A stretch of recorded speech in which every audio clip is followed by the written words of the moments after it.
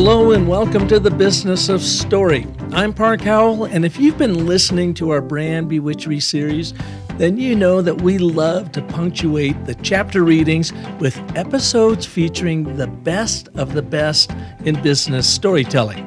Today, wedged in between Chapter 8 of Brand Bewitchery called Victory that we aired last week, and next week's feature of Chapter 9 that explores the moral of your brand story or its purpose, we have our good friend Ann Handley, who explores the evolution of content marketing, especially with the coming of age of ChatGPT. All that on this special edition of the Business of Story for you right now.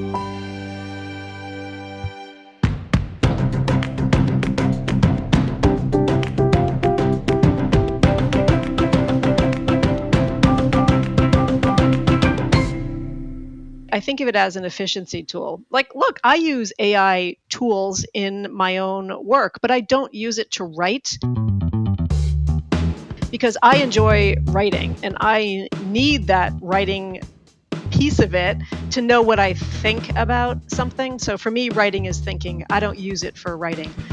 That doesn't mean that I disrespect other people who use it for writing. I have some friends who use it as a first draft because that to them is their sticking point. It's like they can't get these ideas out of their head. And so what does the AI tool do for them? It gets them that first draft. It gives them that, it helps them over that fear of the blank page. It gives them a place to start. As the world's first chief content officer, Ann Handley speaks and writes about how you can rethink the way your business markets. Cited in Forbes as the most influential women in social media and recognized by Forbes Woman as one of the top 20 women bloggers, Ann Handley is the chief content officer of MarketingProfs, a training company that empowers marketers internationally with the skills they need to drive success at their companies. Ann is a speaker, author, and member of the LinkedIn Influencer Program. She is the author of the Wall Street Journal bestseller on business writing, Everybody Writes, and the co-author of the best-selling book on content marketing, Content Rules: How to Create Killer Blogs, Podcasts, Videos, Ebooks, webinars, and more that engage customers and ignite your business. A pioneer in digital marketing, Ann is the co-founder of ClickZ.com, which was one of the first sources of digital marketing news and commentary. Ann is based in Boston, Massachusetts, and today we are going to explore the evolution of content marketing and the evolution of Ann's thinking about what works in today's loud, noisy, crazy, obnoxious world. And step-by-step writing framework will be rolled out to you. We discuss the difference between storytelling essence versus narrative structure and how you can use AI to bring your storytelling to the real world. So I ask you, will ChatGPT compound storytelling mediocrity at the rate of Moore's Law? Well, let's find out what Ann thinks on this special edition of The Business of Story. Hey, Ann, welcome back to the Business of Story. It's been a few years, and I'm so glad to have you back. It has been a few years, hasn't it? Well, I love in your bio where you rightly so talk about being a pioneer in content marketing and the internet with writing and storytelling and so forth. I kind of think of you as the Laura Ingalls of the tiny house on the virtual prairie, being the pioneer you are.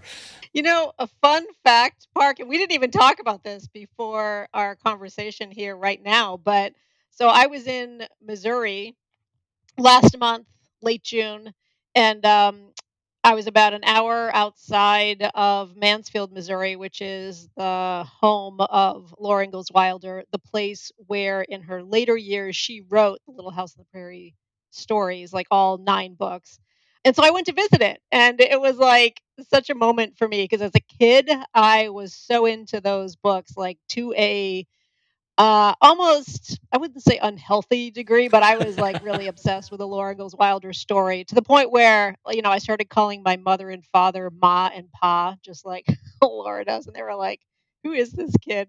I used to pretend that my bike was a horse, and instead of riding around the streets of suburbia outside of Boston, where I was born and raised, I I would pretend it was a wild pony on the prairie. So I got super into the Laura Ingalls mythology, and yeah, it was very much part of my childhood. So it's funny that you just said that. And you still find yourself fetching firewood and water for the stove for dinner?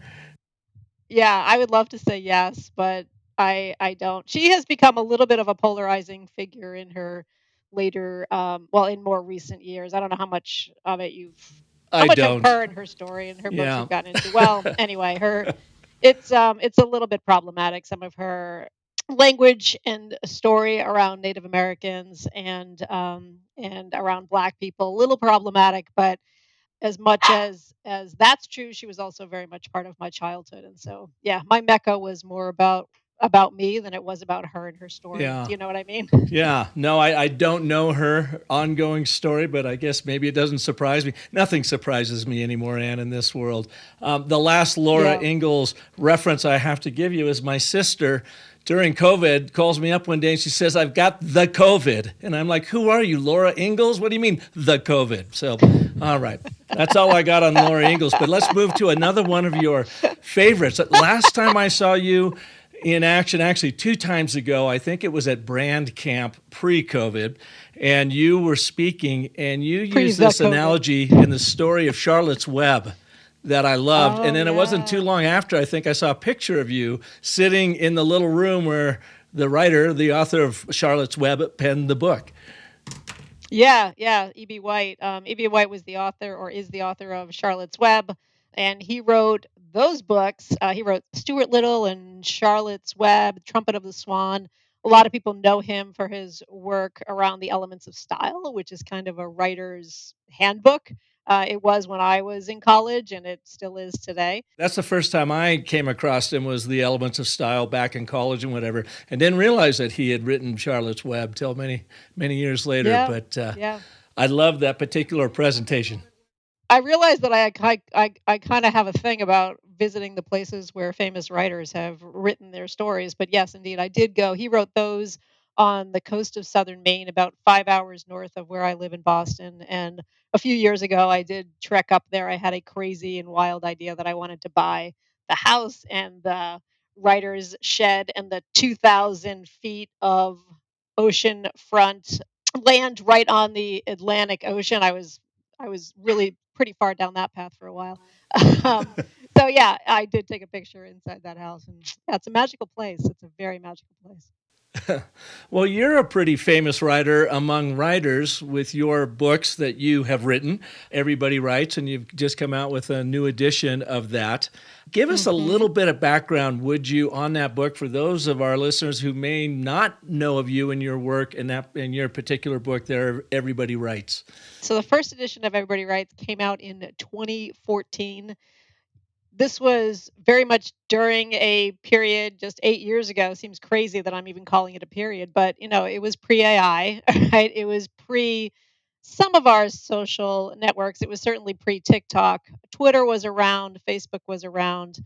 Was Instagram around? Yeah, I guess it would have been around then, but not quite as prevalent as it is today. So, yeah, it was at a point where I think social media was very much part of the tools that we use as marketers and as communicators, but it was I think those tools were less prominent. At the same time, when I wrote that book, I think there was a notion even back then that words and story is like, why are we talking about that? This is the rise of video. All the money and all the energy was in marketing was going toward video and audio and all these new opportunities that we have to connect with audiences.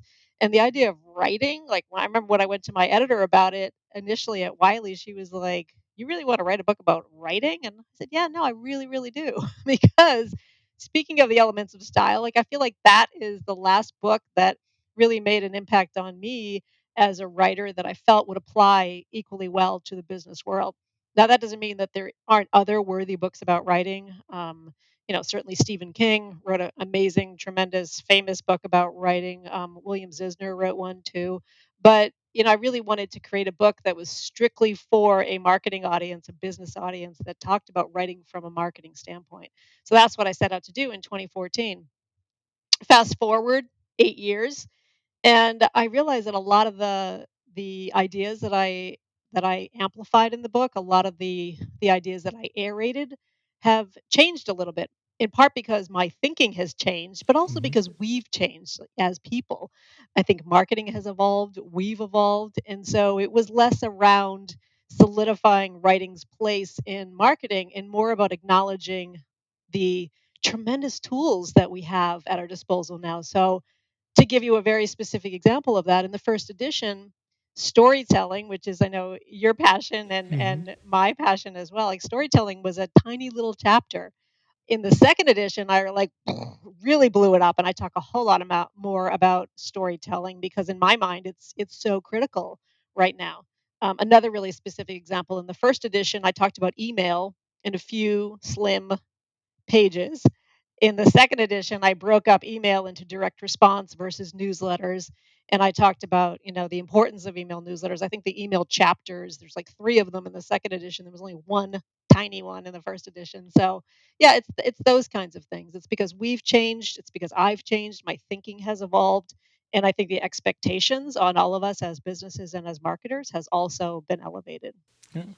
When you talk about storytelling and the fact, Anne, that you have kind of amplified that in your second edition here, how do you define storytelling? And I ask that question because there are so many storytelling gurus out there and whatever, and they can come at it from a lot of different angles, which is cool, but they also bring a lot of confusion to the marketplace. And someone who has, had an Mm. incredible career, is having an incredible career writing and storytelling.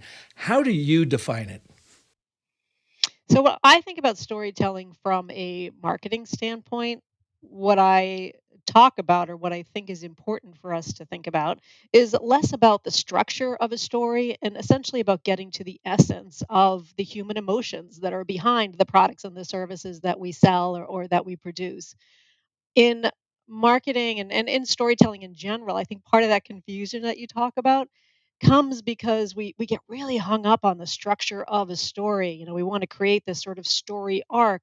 We want to, show that hero's journey, that famous hero's journey. And yeah, that doesn't, I don't mean to say that none of that matters, but I think in some ways it matters less than stripping away all of it and showing us the people inside your company. Show us the problems that your customers have. Show us how you solve problems and offer a sort of solve or ointment for those problems for them. That to me is really the element of story. It's infusing your marketing and what you do with an element of emotion that will bring the reader or bring your potential audience along with you.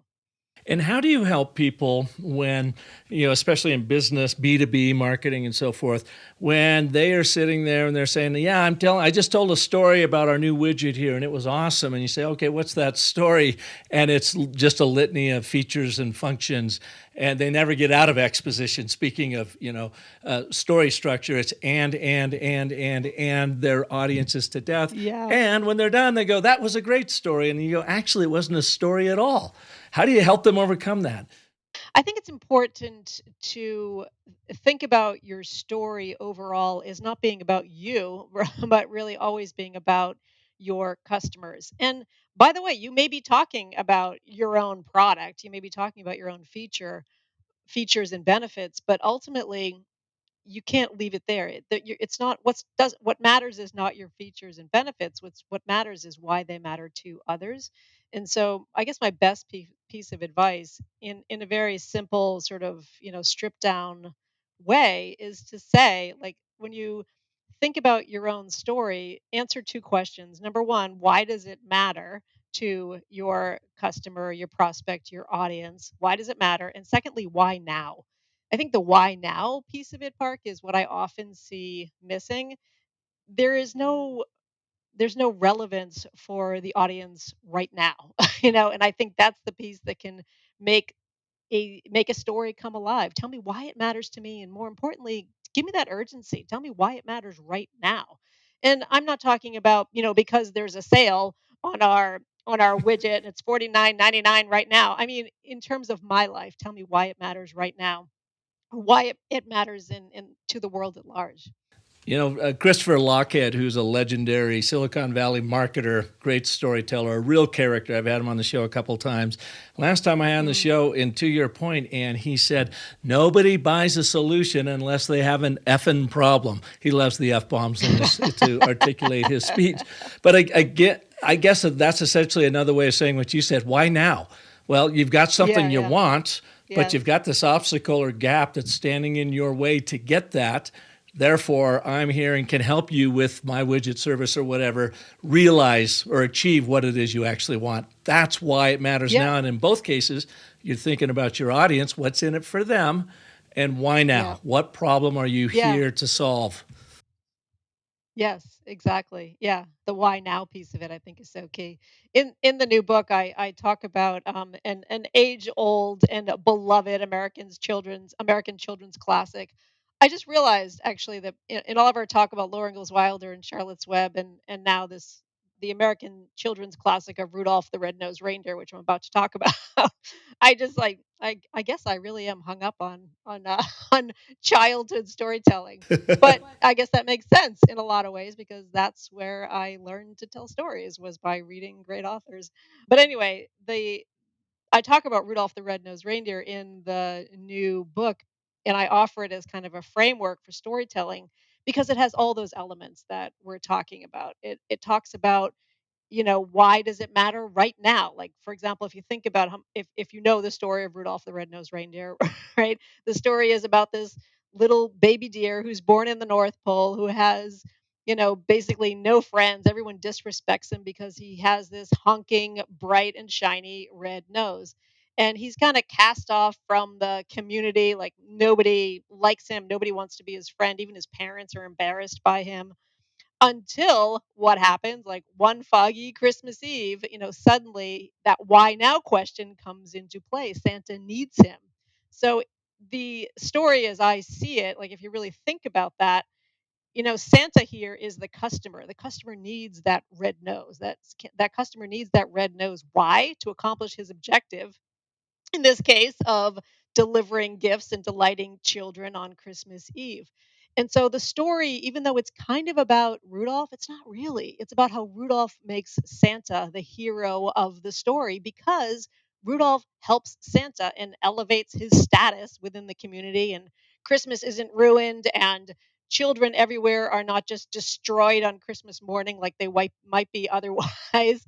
And so I think it's a fun analogy to talk about how features and benefits, your shiny red nose, how it can be part of the story, but ultimately it's not about the nose, it's about what that shiny nose does for your Santa and about how it helps your Santa be better at his or her job, how it helps that your Santa be a better person, a better member of their community. Whatever it is, whatever objective is that your customer has. And so I think connecting those dots can be really helpful just in terms of how you think about your turning your product into something that matters to the people that you sell that product to. Yeah, your stories are not about what you make, but what you make happen Yeah. in people's lives. And I often say the story about your outcomes or the outcomes that you create for your customers far outweigh the story of your offering because they don't really actually care Mm, about your offering. They just care about they how don't. can it help them get what they want. Right, nobody cared about the shiny red nose at all. In fact, they dismissed it completely until it mattered and until it helped them accomplish something. So yeah, Yeah. 100%. What have you seen in changing in internet content marketing, whatever everybody wants to write that compelled you then and to go on and 8 years later write the next edition of it? Why now? What's going on? Yeah, what was the why now for me? Yeah. There are a few things I think that I kind of touched on earlier, but in the sense that our world had moved on, the number of channels that we have as marketers, as businesses to communicate with our audiences had only exploded. So we had more opportunity, but still the thing that was consistent was the need to tell a great story well, to be able to write in a way that wasn't about us, but that would engage our audiences. And so the why now for me was a reminder that we had all of this opportunity, but ultimately remember that the core of all of those opportunities is always going to be about communication, about the story that we're telling and how we're telling it. And so the second edition is not a brand new book in the sense that this isn't a revolutionary idea that was not in the first one, but the second one acknowledges the sort of expansion of our opportunity, number one. But number two, I also touched on some things that have really shifted in our world. The power of the email newsletter, which I've talked about quite a bit over the past couple of years. I'm just such a big believer in it. I still believe that most companies, most organizations are kind of missing the mark with their email newsletter, and it is such an important vehicle for carrying your messages to your audience in a one-to-one format. So I think that that's one thing. And the second thing is, and we touched a little bit about this prior to starting the recording today, was the rise of AI. Because in a world where robots can write, what does that mean for all of us as communicators and for us as writers? And so I wanted to be able to put that conversation in a little bit of context as well. And that's what I thought was interesting when your second version came out, and then really Chat GPT really took off roughly about the same time. And I'm Hmm. thinking to myself, oh my God, is will Anne be losing readers because they're like, you know what? I don't actually want to put in the time and the effort to get the knowledge and to actually do this. I'm just going to start feeding stuff into AI and Chat GPT, and whenever I get back is going to be fine. I've had so many people say that to me. It's like, Park, I don't put in nearly as much time writing anymore because I just, put it into Chat GPT. And what I argue against is I believe that Chat GPT will absolutely compound mediocrity at the rate of Moore's Law because it still sounds like this vacuous robot when it spews it out. So, Mm. and I know you're in the throes right now over at MarketingProfs of doing a workshop on how do you write using Chat GPT and AI and so forth. So, what are your thoughts on it? Where do you think it's going to go? Yeah, I mean it's a massive topic. Yeah, right now at Marketing Pros we're running a program called Artificial Intelligence for Content Creators. So it's not strictly about writing, but earlier today I went to a session by Ruth Carter. She talked about AI and copyright and the implications for that. When we create something using AI, is it ours or does it belong to the software that created it? Sort of that kind of thing. So I presented last week specifically around writing, how to write like the robots can't was the title of my talk. And here's how I feel about AI. I think it's an incredibly useful tool. I don't think of it though as a pure writing tool. I think it's an efficiency tool. And I think that when we talk about AI, we have to remember that it's not actually writing. All it's doing is predicting. It's using a massive, massive data set, and it is pulling all that data together and predicting for us what the next word might be. And so you have to remember that it's not a sentient being that is writing for us. Instead, I see it as it's a word predictor, and it also is inherently it has some inherent problems in it, many of which are well known. I don't want to go into it too deeply now, but things like the hallucinations that we hear about, the flat out just make stuff up. And so when I think about what does that mean for us as creators and as writers, again, I think of it as an efficiency tool. Like, look, I use AI tools in my own work, but I don't use it to write because I enjoy writing and I need that writing piece of it to know what I think about something. So for me, writing is thinking. I don't use it for writing. That doesn't mean that I disrespect other people who use it for writing. I have some friends who use it as a first draft because that to them is their sticking point. It's like they can't get these ideas out of their head. And so what does the AI tool do for them? It gets them that first draft. It gives them that it helps them over that fear of the blank page. It gives them a place to start. But even in that situation, it's not a cut and paste opportunity here. You don't want to cut and paste anything. I made everybody take a kind of vow in our AI for content creators series. It's like, do not use it as a cut and paste tool. It is not that. You will be just sadly like you're not doing yourself, your brand, anybody any favors if you use it that way. But using it as an efficiency tool to help you in the more difficult pieces of writing for you, I think, it's a perfectly great tool. I don't want to be the kind of person who is just sitting around saying that we shouldn't be using these tools at all, because I think if anything that history has shown us, it's the people who are denying the new tools and the evolution of technology. Yeah. Like, it just doesn't really end well. I don't want to be the person who's still churning butter because I refuse to go to the grocery store to spend $4 on a pound of butter. Like, that's not me. I love new tools. I love technology, but I think it's also inherent on each of us to think about these new tools in a responsible way and figure out, how can I use them to augment my own creativity and not supplant it. Because I think when we are using these tools to supplant our creativity, when we're using them not as efficiency tools but strictly as a way to cut and paste, that's when we're going to get into trouble with stuff like that for a whole host of reasons. But I think it's just it's up to all of us to kind of embrace this new responsibility that we have. And in using it as an efficiency tool, have you ever had it kind of come back and almost bite you? Like maybe provide you something that maybe at first you thought, hey, this is really good. And then you did a little bit more digging into it to find out that it was completely false, or the algorithm just didn't work for you. And you're like, oh, there's a cautionary tale. Yeah, I haven't had that experience, but I have heard that other people have had that experience. When I say I use it as an efficiency tool, I don't really use it in the writing process.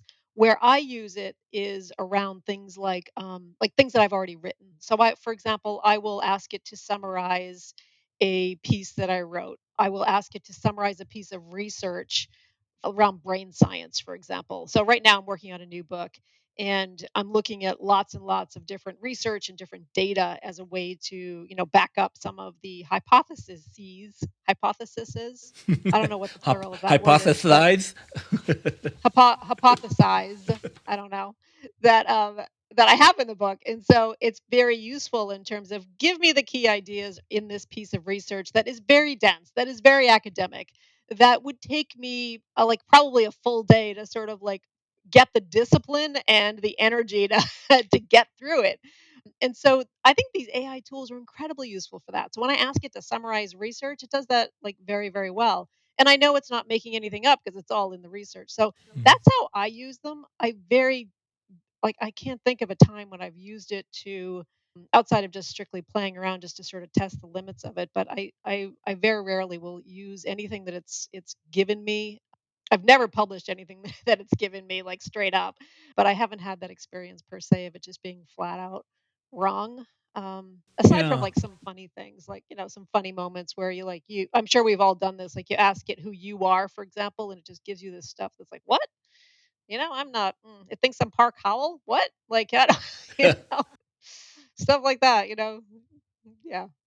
Well, anyone that reads your work or sees you in action and keynotes in your workshops know that you have a very fun personality and you think and write in a very witty style. And you talk about the importance of being witty in your writing. And that's a ubiquitous you at this point now in all of our writing. Mm. You can't get wittiness that I've seen with AI so far.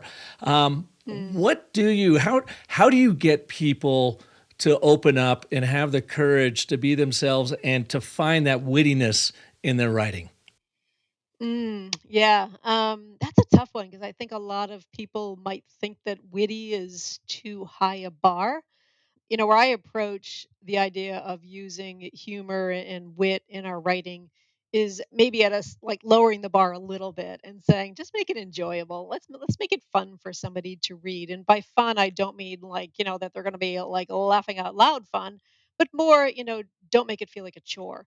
And so part of that does come from the language that you use and the writing and the stories that you tell. So for example, in my email newsletter, it kind of bucks convention around what a successful email newsletter should look like. Number one, it is very long. It is probably about 1,500 words. Most email newsletter advice that you get is, oh, make it short. No one wants to read in an email. It's like, well, oh really? I maybe that's not true. So I'm going to test that. And it turns out that I don't believe it's true. If you can make 1,500 words not feel like 1,500 words, people will read it.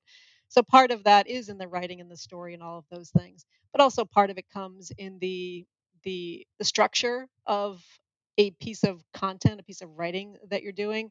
Lots of line breaks, lots of white space, lots of oxygen, because white space equals oxygen, for example, in on a screen. So just things like that, So, and I share that only because, even though I'm talking about email newsletters, I think that applies to anything that we write online. And I think that ultimately making something feel enjoyable is what keeps people going. You know, the job of the headline is to get somebody to read the first line. And the job of the first line is to get somebody to read the second line. And the job of the second line is to get somebody to read the third line, and on and on and on.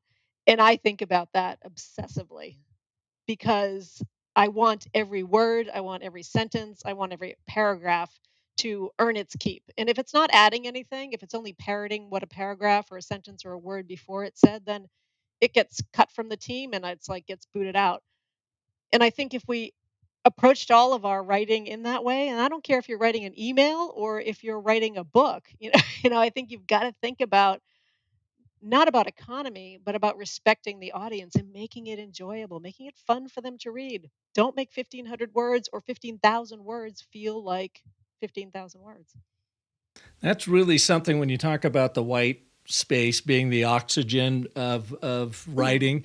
That's something that has changed quite a bit since E.B. White came yeah. out with Elements of Style, isn't it? Because it used to be big Yes. blocks of copy and paragraphs and so forth. And with the advent of screens and social media, where it's a lot harder to read and take all that in, or I don't know if it's maybe just the electronics coming at you and you get tired a lot faster, but you need to have way more white space. And I still Yeah. fight that bit about having every sentence a paragraph. And yet I go, Mm, boy, but when I look at it on my blog post, it sure looks a lot easier to read than, three hmm. sentence paragraphs, which now all of a sudden look like, oh my God, it's a tome. I can't possibly get through this. Yeah. Yeah. I know. That's absolutely true. I mean, what you're doing by inserting white space there is just creating momentum for the reader. And I think that is what we need to do as writers and content creators, in a modern age, is we have to create that momentum for readers.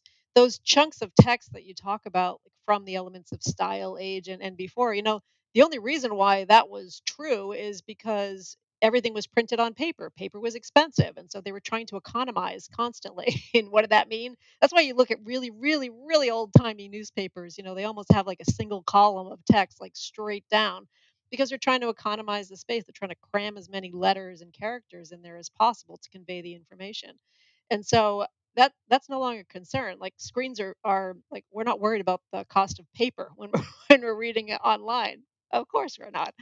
And so I think it has helped us for the better. We have infinite opportunity to create, as like, you can use as much oxygen as you want, and you will not pay for it. So yeah, that said, I was just thinking about what you said about like a single sentence per paragraph.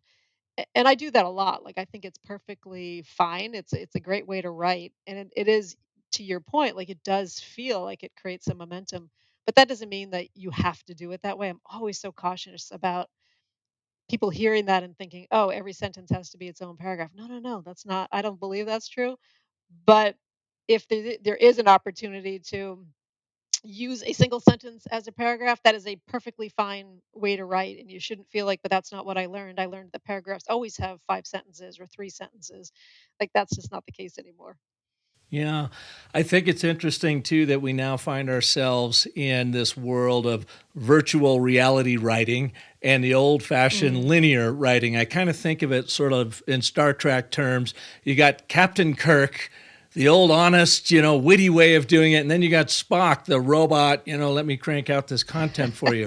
Uh, Going back to your book and your approach, you've got a step by step writing framework. Would you mind taking a few minutes and to walk us through that for all of those that are like, okay, I've done my research, I've got a bunch of AI stuff downloaded, or I don't.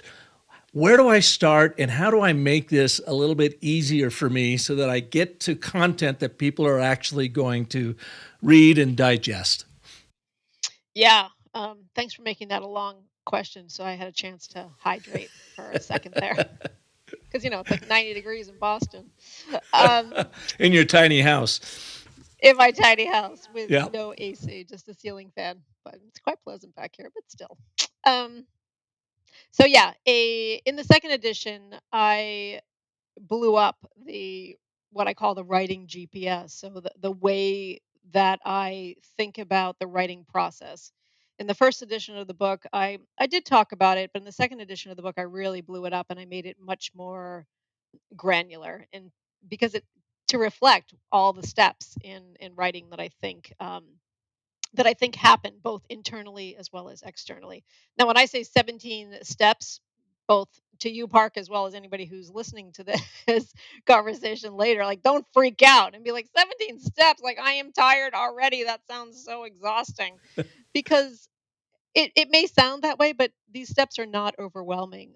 Some of the steps are small adjustments that we make internally, like in our own brains. For example, I think step 6 in the process, I think it's 6, is to literally walk away. And what does that mean? It means after you write a first draft of something, take a pause, like give yourself a break. I try to give myself a day in between writing the first draft of something and the second draft of something. It doesn't always work because I often don't have the luxury of that kind of time, Hmm. but when it does work, I find that the end product is that much better.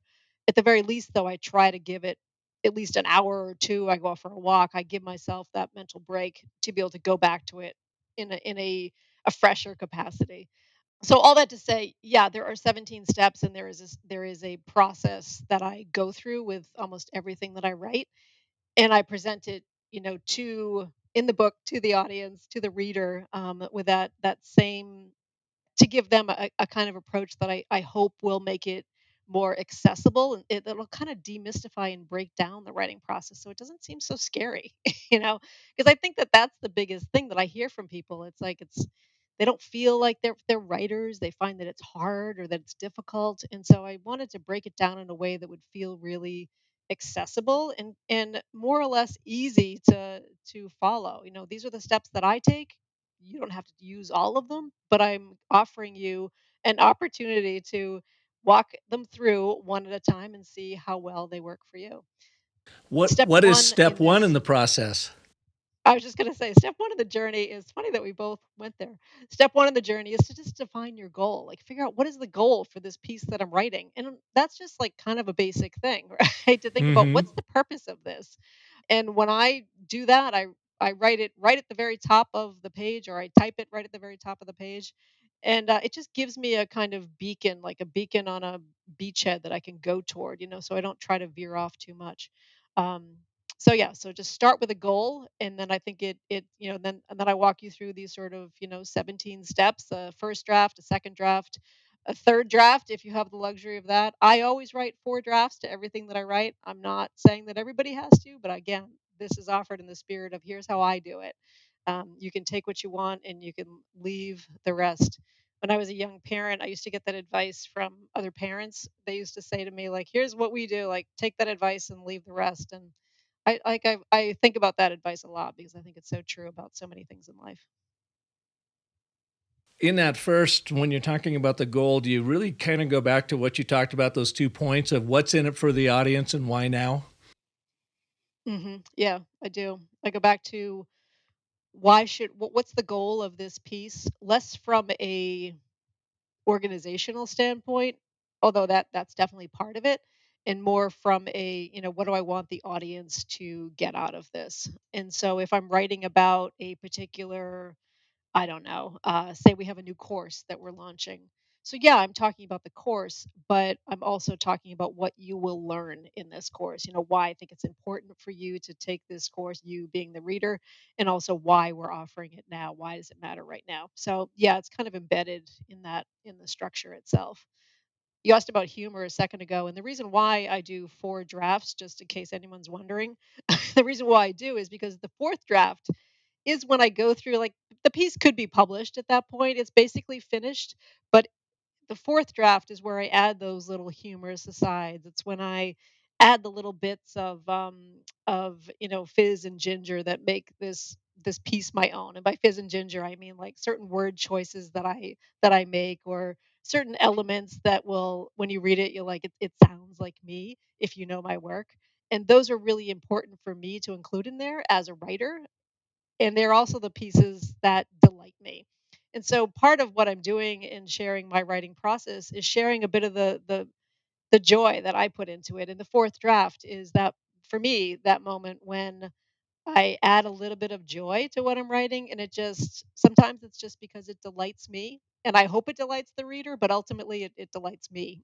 And so yeah, so that's the fourth draft. That's why I write so many drafts, because that last one is really just a pretty aggressive polishing, and by aggressive, I mean I'm really getting in there and thinking about word choice and thinking about, could I add a little bit of humor here? Could I pace this a little differently? Working with pacing as I read it out loud. Do I get stuck anywhere? That kind of thing. You know, as a writer, you let me ask you this, rephrase this. There are so many writers, B2B marketing, Mhm. B2C marketing, content creators, millions of them out there.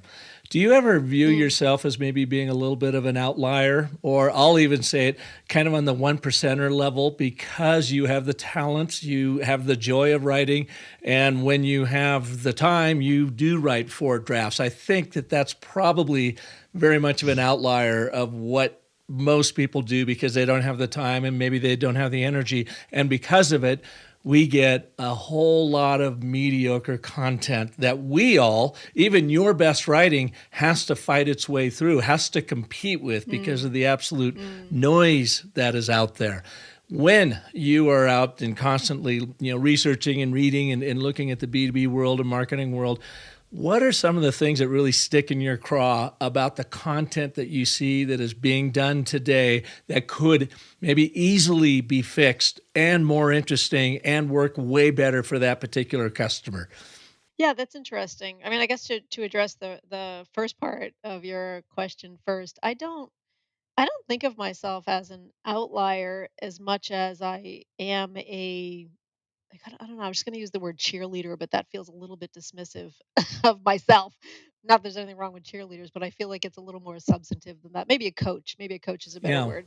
I want to inspire people, and people, content creators, writers, other creators, to do their best work. And I don't want to be I don't want to make it seem hard, because I don't think it ultimately is all that hard. I mean, part of the reason why maybe I'm perceived as that 1%, or maybe I am seen as an outlier, is because I care a lot about craft. But the truth is, Park, like, I care about craft because I've worked on it so hard. Like, yeah. it's not like I was suddenly, like, I was born from Zeus's head as Athena, as a goddess. It doesn't happen that way.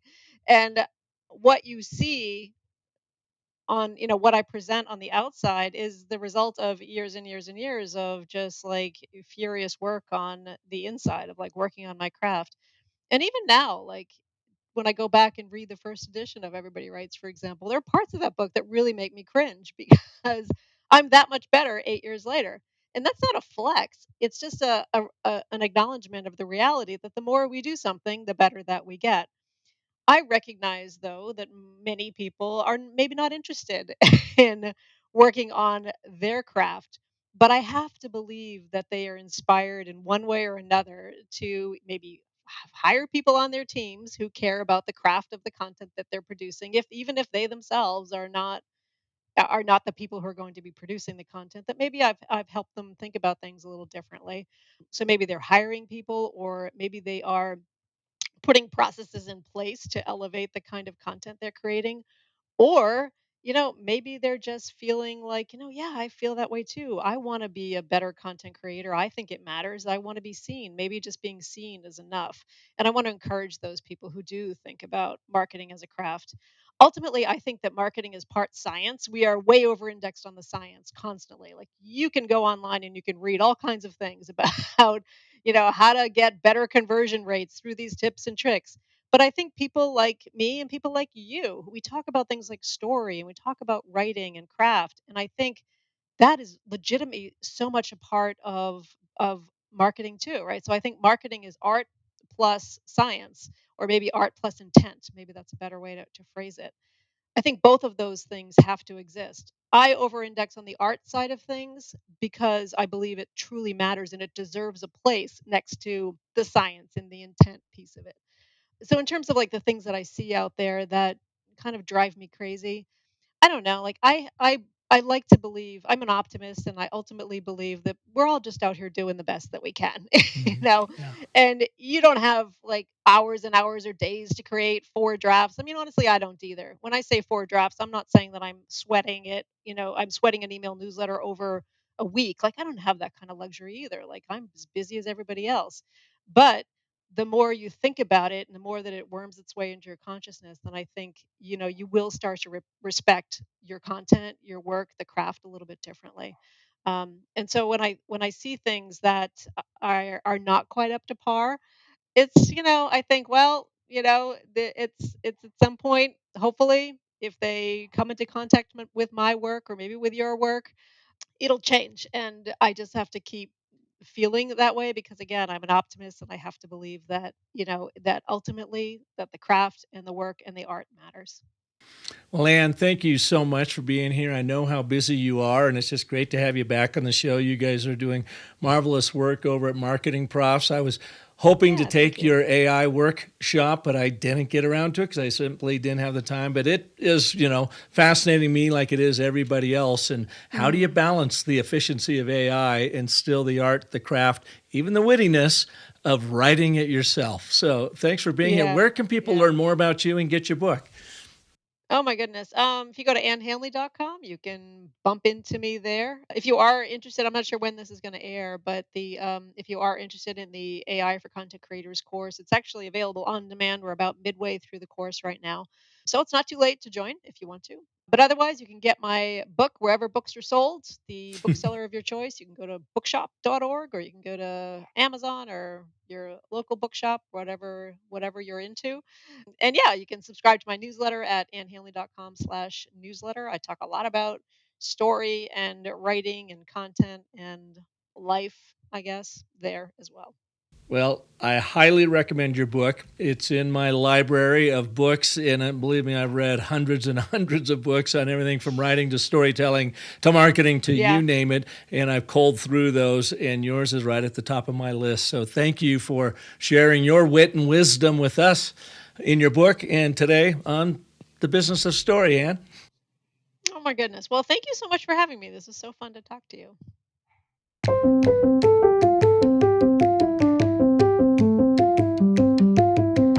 If you have an annual sales meeting coming up or planning one for early next year and you want to 10x the success of your sales team through storytelling, well, give me a call or shoot me a note to park@businessofstory.com.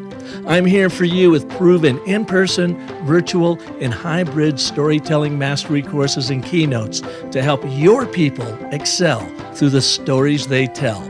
But my schedule is filling up, so reach out now to me at park@businessofstory.com.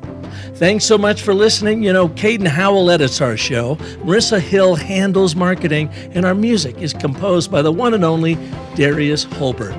Join us next Monday when we will continue reading from my textbook, Brand Bewitchery, featuring Chapter 9 in the story cycle system called Moral: How to Declare Your Brand's Purpose to Amplify Your Impact.